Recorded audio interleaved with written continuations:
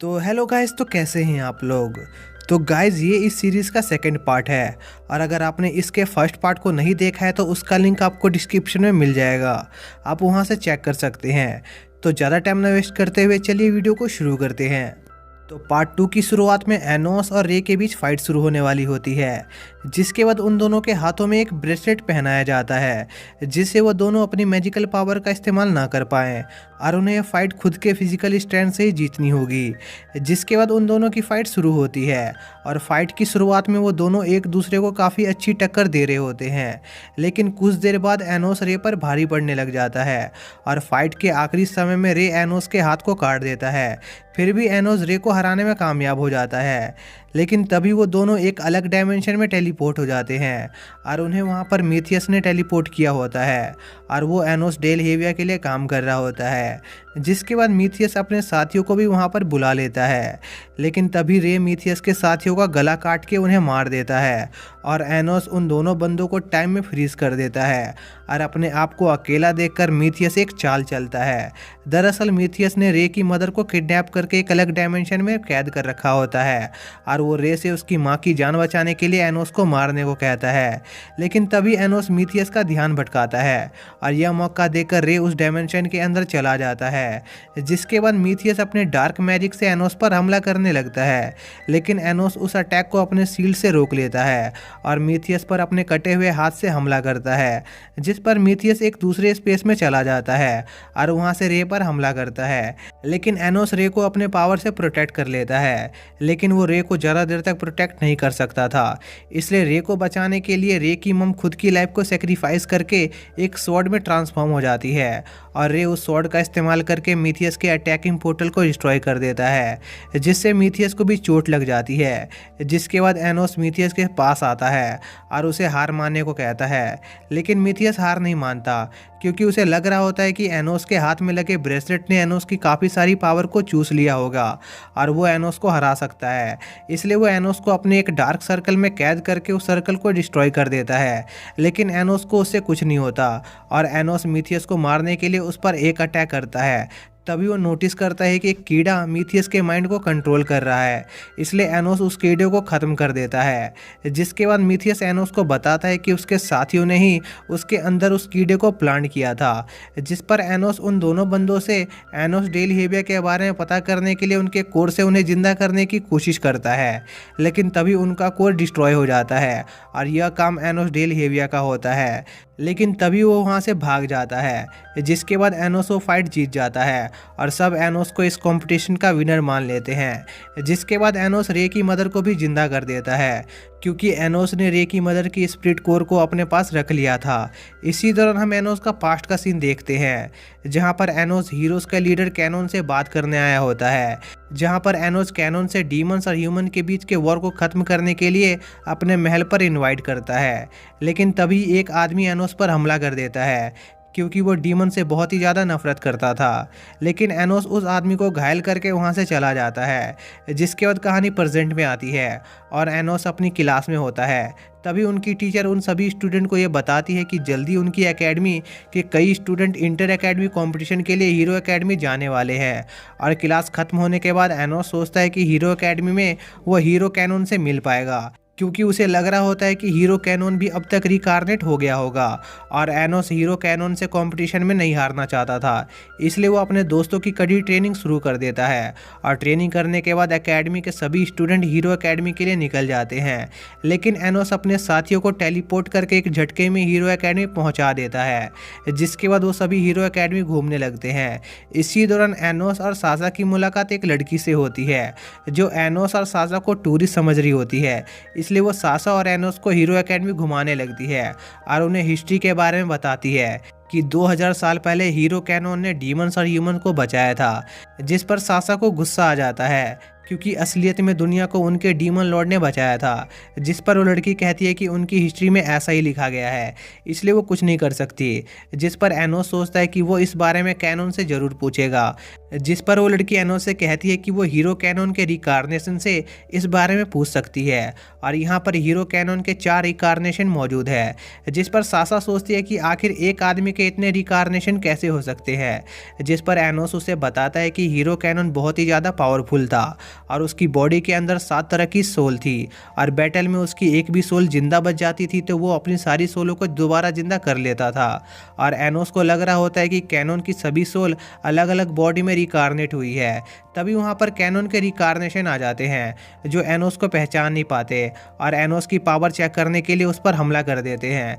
लेकिन एनोस उन्हें हरा देता है और वहाँ से चला जाता है। तभी वो लड़की एनोस को बताती है कि दरअसल कैनन कभी रिकार्नेट हुआ ही नहीं, क्योंकि पास्ट में कैनन को उसी के साथियों ने धोखा देकर मार दिया था। जिसके बाद डीमन एकेडमी के बाकी के स्टूडेंट भी हीरो एकेडमी पहुंच जाते हैं, और वो लोग एनोस के ग्रुप से काफ़ी नाराज़ होते हैं, क्योंकि उन्हें लग रहा होता है कि एनोस कोई चीटिंग करके हीरो एकेडमी उनसे पहले पहुंचा है। जिसके बाद हीरो और डीमन एकेडमी के बीच पहला मैच शुरू होता है, जहाँ पर दोनों तरफ के एक एक स्टूडेंट को अपनी पावर का डेमोन्स्ट्रेशन देना होता है, और उस टेस्ट में हीरो एकेडमी का एक स्टूडेंट अपनी पावर से एक टूटी हुई स्वॉर्ड को कंप्लीट कर देता है। जिसके बाद डीमन एकेडमी के स्टूडेंट की बारी आती है, जो अपनी पावर से एक चूहे को एक मॉन्स्टर में बदलने की कोशिश करता है, लेकिन वो ऐसा नहीं कर पाता। जिस पर हीरो एकेडमी के लोग हंसने लग जाते हैं। जिस पर एनोस उन सभी से कहता है कि जरूर उस चूहे पर कोई स्पेल कास्ट किया गया है, इसलिए डीमन एकेडमी के स्टूडेंट का मैजिक उस पर असर नहीं कर रहा है। जिसके बाद एनोस उस स्पेल को हटा देता है,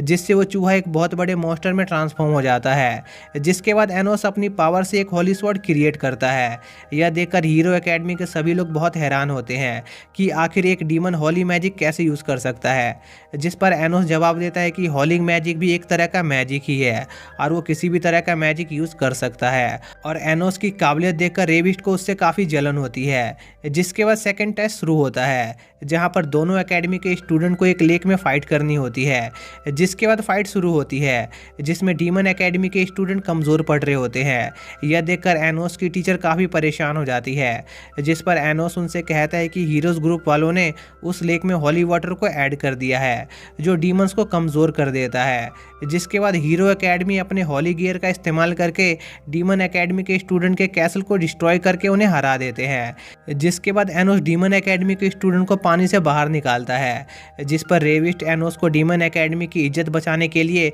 हीरोज को हराने को कहता है। जिसके बाद एनोस हीरो की टीम को चैलेंज करता है, जिस पर हीरो एकेडमी के स्टूडेंट एनोस के चैलेंज को एक्सेप्ट कर लेते हैं। तभी एनोस अपनी पावर से उस पूरे लेक को सुखा देता है। यह देखकर हीरो एकेडमी का टीचर अपने स्टूडेंट को रोकने की कोशिश करता है, लेकिन वो स्टूडेंट नहीं रुकते और वो अपने टीचर से कहते हैं कि उनके पास एनोस को हराने के लिए एक स्पेशल हथियार है। जिसके बाद उनके बीच फाइट शुरू होने वाली होती है और एनोस हीरो एकेडमी पर अपने मैजिक से अटैक करता है, जिसे एक लड़की अपने स्वॉर्ड से काट देती है। और हीरो कैनन का सेकंड रिकार्नेशन उस लड़की को एनोस से इंट्रोड्यूस कराता है, और वो लड़की हीरो कैनन की फर्स्ट रिकार्नेशन होती है। तभी एनोस मीसा से एक फोर्ट्रेस क्रिएट करने को कहता है, जिसके बाद उन सभी के बीच फाइट शुरू हो जाती है, जहाँ पर सासा की फाइट हीरो कैनन के थर्ड रिकार्नेशन से होती है, जो सासा पर कई अटैक कर रहा होता है, लेकिन तभी वो जमीन पर गिर जाता है। दरअसल फाइट के दौरान सासा ने उस लड़के को अपने एक पॉइजन से इन्फेक्ट कर दिया था। जिसके बाद सासा अपने डेमोनिक आइस की पावर से उस लड़के को हरा देती है।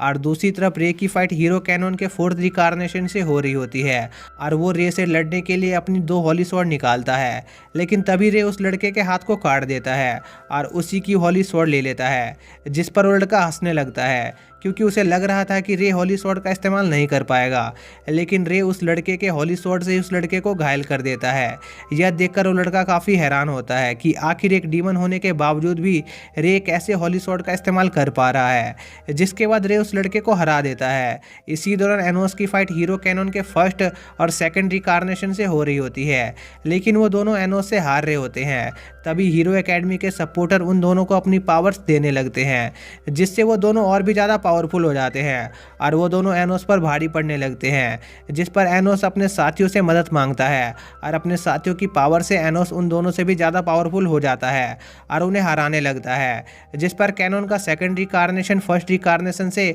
खुद को सेल्फ डिस्ट्रॉय करके एनोस को खत्म करने को कहता है, जिस पर वो लड़की ऐसा ही करती है, लेकिन एनोस को उससे कुछ नहीं होता और वो लड़की भी उस धमाके से बच गई होती है। इसलिए वो एक बार फिर से कोशिश करती है, लेकिन इस बार एनोस उस लड़की के कोर को पकड़ लेता है, जिससे वो लड़की सेल्फ डिस्ट्रैक्ट नहीं हो पाती। तभी उस कोर से उसी लड़की की आवाज़ आती है, जिसे एनोस हीरो एकेडमी के शुरुआत में मिला था और वो एक जगह पर कैद होती है। इसलिए वो एनोस से मदद मांगती है, जिस पर एनोस मीसा को उस जगह पर जाने को कहता है, जिस पर मीसा वहाँ पर जाती है। लेकिन तभी हीरो एकेडमी का टीचर मीसा को घायल कर देता है और उसे अपनी स्वॉर्ड से बहुत मारता है, क्योंकि वो डीमन से बहुत ही ज़्यादा नफरत करता था और उन्हें जीतने देना नहीं चाहता था। जिसके बाद वो मीसा को मारने वाला होता है। तभी एनोस वहाँ पर आ जाता है और मीसा को हील करता है और उस टीचर को एक डीमन में बदल देता है और उसे ये सब करने का कारण पूछता है, जिस पर वो बताता है कि वो हीरो जैगर के लिए काम करता है, जो डीमन से नफरत करता था। तभी वो हीरो जैगर का कर्ज एक्टिवेट कर देता है,